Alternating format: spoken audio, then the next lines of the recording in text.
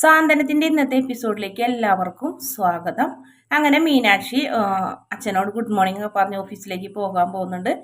ബാലനാണെങ്കിൽ പൊട്ടിത്തെറിക്കണ് ചെയ്യുന്നത് നമ്മുടെ ഗോമതിനെ ഇനി വഴക്കുറിന് ഗോമതി ഓഫീസിലേക്ക് പോകണമെങ്കിൽ പോകണം, മറ്റുള്ളവരോട് എന്തിനു അനുവാദം ചോദിക്കുന്നതെന്നൊക്കെ ചോദിക്കുന്നുണ്ട്. ഇതങ്ങോട്ട് നേരിട്ട് പറഞ്ഞാൽ പോലെ അളിയാന്നും പറഞ്ഞ് ധർമ്മനും കളിയാക്കുന്നുണ്ട്. ആ സമയത്ത് മീനാക്ഷി എന്തായാലും ആരെയും മൈൻഡ് ചെയ്യാണ്ട് പോകാൻ പോകുന്ന സമയത്ത് നമ്മുടെ അനുജരെ ഭർത്താവിനെ കാണും. ആ അളിയ ഗുഡ് മോർണിംഗ് എന്ന് പറയുമ്പോൾ പെട്ടെന്ന് അയാളും ഗുഡ് മോർണിംഗ് പറഞ്ഞു പോകും. അനുജ ചേച്ചിയുടെ ഹസ്ബൻഡാണല്ലേ, പിന്നെ പരിചയപ്പെടാട്ടാ, ഓഫീസിൽ പോട്ടെ എന്ന് പറഞ്ഞ് ഒരു കോളിളക്കൊക്കെ സൃഷ്ടിച്ച് മീനാക്ഷി അവിടെ നിന്ന് പോകും. ഓ എന്തൊരു ധൈര്യമല്ലേ എന്ന് ചോദിക്കുന്നുണ്ട്. അച്ഛാ അതല്ല അമ്മ, പരിചയപ്പെട്ടിടത്തോളം ഇത് നല്ലൊരു പെൺകുട്ടിയാണെന്ന് നമ്മുടെ അനുജ പറയുന്നുണ്ട്. ആ സമയത്ത് അളിയനും പറയുന്നുണ്ട് അതല്ലേ അച്ഛാ എന്നൊക്കെ പറഞ്ഞപ്പോൾ നിങ്ങൾ ഇവിടെ നിന്ന് പോയി തരുമോ എന്ന് ചോദിച്ചു. ചായ കുടിച്ചിട്ട് പോകാമെന്ന് പറഞ്ഞ് അവർ വേഗം ചായ കുടിക്കാനായിട്ട് പോകും. പിന്നെ കാണിക്കുന്നത് ബാലൻ പുറത്തേക്ക് പോകാൻ പോവാണ്. വല്ലിറങ്ങി പോകാൻ പോകുമ്പോൾ മോള് വന്ന് വിളിക്കുന്നുണ്ട്, അച്ഛാ ചായ കുടിച്ചിട്ട് പോവച്ചാന്ന് പറഞ്ഞപ്പോൾ വേണ്ട, രാമേട്ടൻ എന്തോ കൊണ്ടുവരാന്ന് പറഞ്ഞിട്ടുണ്ട്, അത് കഴിച്ചോളാം പറഞ്ഞപ്പോൾ എന്തിനാ അച്ഛൻ വെറുതെ നോണ പറയുന്നത്, രാമേട്ടൻ ഒന്നും കൊണ്ടുവരില്ല, അച്ഛൻ എന്തെങ്കിലും ഒന്ന് കഴിച്ചിട്ട് പോകാന്ന് പറഞ്ഞ് മോള് പിടിച്ച് വലിച്ച് ഡൈനിങ് ടേബിൾ കൊണ്ടിരുത്തുന്നുണ്ട്. കൂടെ ഗോമതിനോടും പറയുന്നത് എന്നാൽ പിന്നെ നീ ഇരിക്കാൻ പറഞ്ഞ് അങ്ങനെ ഇരുന്ന് ചായ മാത്രം കുടിക്കുള്ളൂ. അപ്പോൾ ബാലൻ ഇങ്ങനെ മനസ്സ് തുറക്കുന്നുണ്ട്. ആകാശ് ഇങ്ങനെ ചെയ്യുന്നു ഞാൻ വിചാരിച്ചില്ല ഗോമതി, അവന് കടയിൽ നിന്നൊരു മുട്ടായി എടുത്ത് തിന്നണമെങ്കിൽ പോലും എന്നോട് അനുവാദം ചോദിക്കുന്ന ചെക്കൻ അവൻ്റെ ജീവിതത്തിൽ ഏറ്റവും പ്രധാനപ്പെട്ട ഒരു കാര്യം എന്തുകൊണ്ട് അവൻ എന്നോട് അനുവാദം ചോദിക്കാണ്ട് ചെയ്തത്, അവൻ ആനന്ദിനെ കുറിച്ച് ഓർത്തോ ഇവളെ കുറിച്ച് ഓർത്തോ, ആനന്ദിന് നല്ലൊരു വിവാഹാലോചന ഉണ്ടാവുമോ, ചേട്ടൻ നിൽക്കുമ്പോൾ ഇനിയും കെട്ടിയില്ലേ, അവൻ എന്തെങ്കിലും കുഴപ്പമുണ്ടെന്ന് നാട്ടുകാർ വിചാരിക്കൂലേ, എത്രയും പെട്ടെന്ന് എൻ്റെ മോനൊരു വിവാഹം നടത്തണം എന്നാലും എനിക്ക് സമാധാനമാവും എന്നൊക്കെ പറഞ്ഞ് ബാലൻ വിഷമം പറയുന്നുണ്ട്.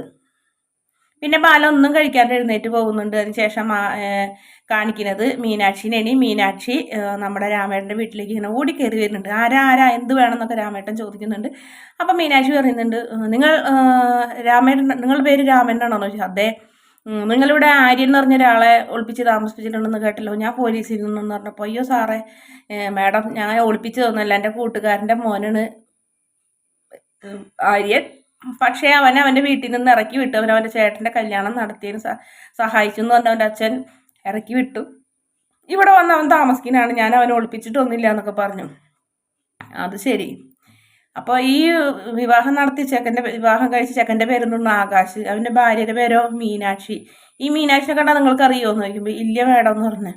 എന്നാൽ കണ്ടോ ഞാനാണ് മീനാക്ഷി എന്ന് പറഞ്ഞപ്പോൾ നമ്മുടെ രാമേട്ടൻ ആകെ സന്തോഷമാവുണ്ട്. എടി മോളെ ഇത്രയും നേരം എനിക്കൊരു ടെൻഷനായിരുന്നു, നിന്നെ കണ്ടപ്പോൾ എൻ്റെ സമാധാനമായി, നീ നല്ല കുട്ടീനെ, എൻ്റെ ബാലനെ വിഷമിപ്പിച്ചതിൽ എനിക്ക് വിഷമമുണ്ട്, പക്ഷേ എൻ്റെ ബാലൻ വിഷമിച്ചാൽ ഞാനും വിഷമിക്കും, പക്ഷെ എന്നാലും നീ മിടുക്കിന്, എനിക്ക് നല്ല ഇഷ്ടമായി എന്നൊക്കെ പറഞ്ഞ് രാമേട്ടൻ ഒരുപാട് അഭിനന്ദിക്കണൊക്കെ എൻ്റെ മീനാക്ഷിനെ. എവിടെ ആയിരുന്നു വെച്ചപ്പോൾ അവൻ എഴുന്നേറ്റിട്ടില്ല എന്ന് പറഞ്ഞ്. അപ്പം രാവിലെ വീട്ടിൽ എഴുന്നേൽക്കണ വെളുപ്പിന് എഴുന്നേൽക്കുമല്ല, അത് അവിടെ അല്ലേ, ഇവിടെ അവൻ സ്വാതന്ത്ര്യം കിട്ടിയ പോലെ അല്ലേ, അവൻ നല്ല ഉറക്കമാണ്, ഞാൻ കട്ടൻ ചായ തിളപ്പിക്കാൻ പോവായിരുന്നു, ചായ തിളപ്പിച്ച് അവന് കൊടുത്തിട്ട് ഞാൻ കടയിലേക്ക് പോകാൻ നിൽക്കായിരുന്നു എന്ന് പറഞ്ഞു. എന്നാൽ ചായ ഞാൻ തിളപ്പിക്കാമെന്ന് പറഞ്ഞ് മീനാക്ഷി അടുക്കളയിൽ പോയി ചായയൊക്കെ ഇട്ടുകൊണ്ട് വന്ന് ആര്യനെ വിളിക്കുന്നുണ്ട്. ആര്യ ചായ എന്ന് പറഞ്ഞപ്പോൾ കുറച്ച് നേരം കൂടെ എടുക്കട്ടെ അമ്മയെന്ന് പറയുന്നു.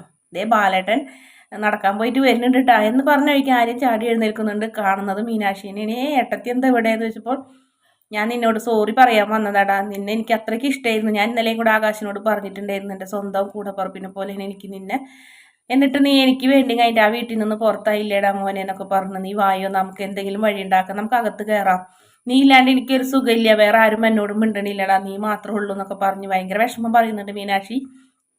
ചേച്ചി വിഷമിക്കണ്ട, അച്ഛൻ്റെ ചേച്ചിക്ക് വഴക്ക് കേട്ടോന്ന് വെച്ചപ്പോൾ മീനാക്ഷി ഒന്നും മിണ്ടുന്നില്ല.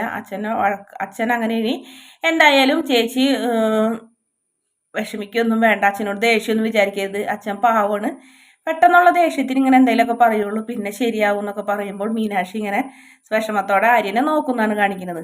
പിന്നെ അലോക് കൃഷ്ണമംഗലത്ത് നിന്ന് ഇറങ്ങുന്നുണ്ട്. ആ സമയത്ത് മിത്ര പറയുന്നുണ്ട് പറഞ്ഞതൊക്കെ ഓർമ്മയില്ലെന്ന് ചോദിച്ചപ്പോൾ ഓർമ്മയുണ്ടടി എന്ന് പറയുന്നുണ്ട്, നീ പേടിക്കണ്ട ഞാൻ അവനെ കണ്ടെത്തിയിരിക്കും എന്ന് പറയുന്നുണ്ട്.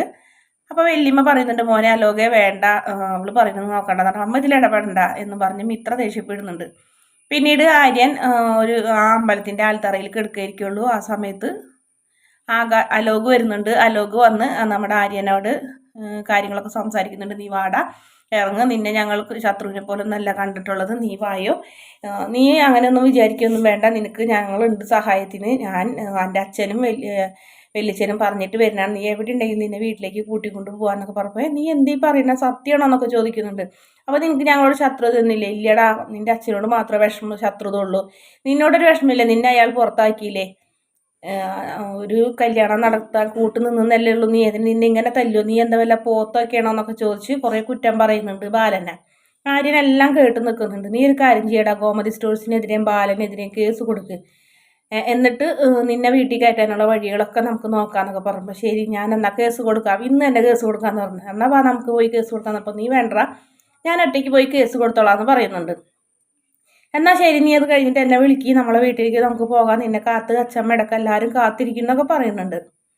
പിന്നെ കാണിക്കുന്നത് ബാലൻ കോമഡി സ്റ്റോഴ്സിലേക്ക് വരുന്നുണ്ട്. ആ സമയത്ത് ആകാശ് അവിടെ ഉണ്ടാവും. അപ്പോൾ ബാലൻ രാമേട്ടനോട് ചോദിക്കുന്നുണ്ട്, രാമേട്ട എന്ന് മുതലാണ് നിങ്ങൾ ഈ കടയുടെ ഓണറായി എന്ന് ചോദിക്കുമ്പോൾ എന്താ ബാല എന്ന് പറയുമ്പോൾ, എനിക്ക് എൻ്റെ ശത്രുക്കളൊക്കെ എന്തിനാണ് ഈ കടയിൽ കയറ്റി നിർത്തിയെന്ന് ചോദിച്ചപ്പോൾ ആകാശ് ചെല്ലുന്നുണ്ട്, അച്ഛാ എന്നോട് ക്ഷമിക്കണം, എന്നോട് ഈ കടയിൽ വരരുതെന്ന് പറയരുത്, ഇതാണ് എൻ്റെ ലോകം, ഇതല്ലാതെ എനിക്ക് മറ്റൊരു ഇതുമില്ല എന്ന് അച്ഛൻ അറിയാലോ എന്നൊക്കെ പറഞ്ഞു. ആ സമയത്ത് ബാലനോട് രാമേട്ടൻ പറയുന്നുണ്ട്, ഒരാളങ്ങനെ ഒരു തൊഴിലാളിനെ അങ്ങനെ ഇറക്കി വിടാനൊന്നും പറ്റൂല, ഇത്രയും നാളാവുമ്പോൾ പണിയെടുത്ത കാശ് കൊടുക്കണം, ഒരു മാസത്തിന് മുന്നേ നോട്ടീസ് കൊടുക്കണം, അങ്ങനെ എന്തെല്ലാം കാര്യങ്ങളുണ്ട്, വെറുതെ അങ്ങോട്ട് ഇറക്കി വിട്ടാൽ പറ്റുമോ, ഇവന് ശമ്പളം കൊടുക്കാതെ നിന്നിട്ടുണ്ടെങ്കിൽ നിന്റെ കട വിൽക്കേണ്ടി വരും, അത്രയധികം ശമ്പളം ഉണ്ടാവും എന്നൊക്കെ പറഞ്ഞ് രാമേട്ടനും ദേഷ്യപ്പെടുന്നുണ്ട്. പിന്നെ കടയിൽ വന്ന ഒരാൾ ബാലനോട് ചോദിക്കുന്നുണ്ട്, മരുമോള് സർക്കാർ ഉദ്യോഗസ്ഥയുള്ള കോളടിച്ചല്ലോ എന്നൊക്കെ പറയുന്നുണ്ട്. അയാളെ ധർമ്മം രഹസ്യമായി വിളിച്ചുകൊണ്ട് പോയിട്ട് കരണം കിട്ടി അടിച്ച് പൊട്ടിക്കും, മിണ്ടാണ്ട് സാധനങ്ങൾ മേടിച്ച് പോയാൽ മതി എന്നൊക്കെ പറഞ്ഞ് ഭീഷണിപ്പെടുത്തുന്നുണ്ട്. അതിനുശേഷം ഗോമതി 2-3 തവണ ആര്യനെ വിളിക്കുന്നുണ്ടെങ്കിലും ആര്യം ഫോൺ എടുക്കുന്നില്ല. പിന്നീട് ആര്യൻ കടയിലേക്ക് കയറി വരുന്നുണ്ട്. കടയിലേക്ക് കയറി വന്നൊരു കുലുക്കമില്ലാതെ, അച്ഛാ എനിക്കൊരു 1000 രൂപ വേണമെന്ന് പറയുന്നുണ്ട്. 1000 രൂപ?